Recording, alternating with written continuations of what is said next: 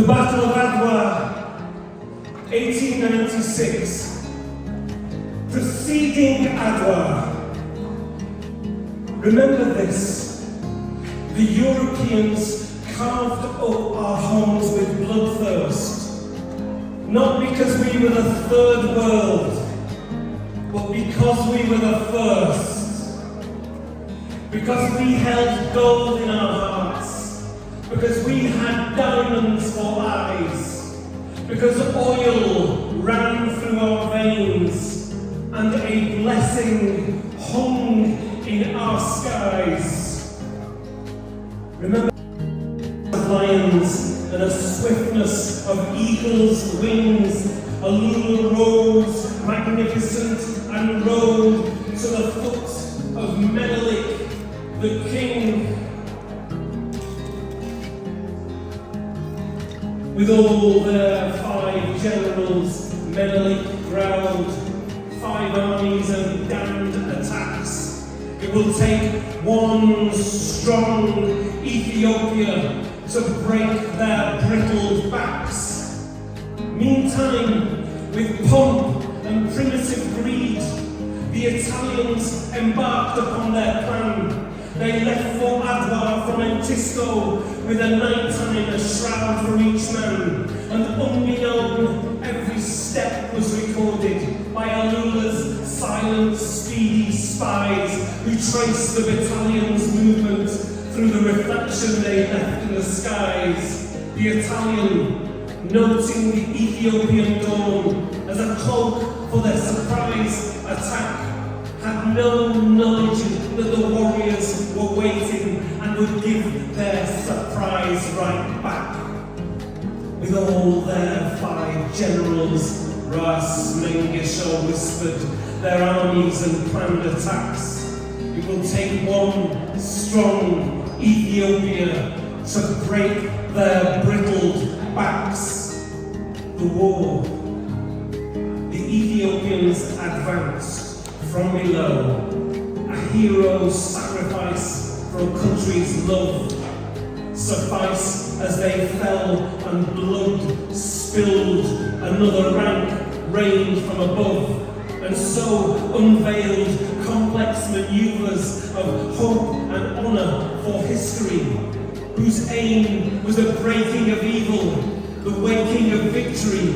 The Ethiopians from all provinces gathered with truthless protection, descended around Adwa with justice and honour and unity as their weapon. The cracking snapping of rattling rifles awoke the morning sun. From ridges the Italians poured fire. The Battle of Adwa begun with all their 5 generals. Ras Mengesha fought with their armies and their attacks. It will take one strong Ethiopia to break their brittle backs. The victory. It seemed the more Ethiopians were killed, the more returned. The more they tried to drench their spirits, the more our spirits burned. It seemed as if amongst the red mist, each man who fell wounded rose again. Each breath of air rejuvenated his lungs. Each drop of blood seeped back to his veins.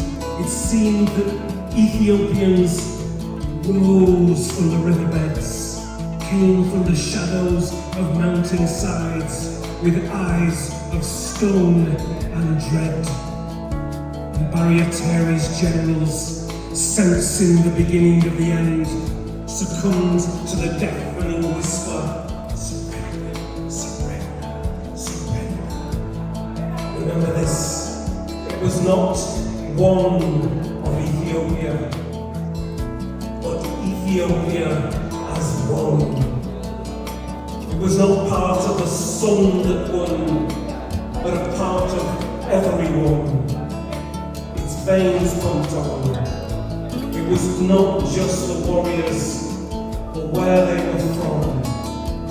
remember this, how the story washed across the continent, enslaved, flooded with the story of Adwa in a whispered tidal wave. From Kenya to Senegal, from Morocco to the Gambia, the liberation began in Adwa, 1896, and ended in South Africa.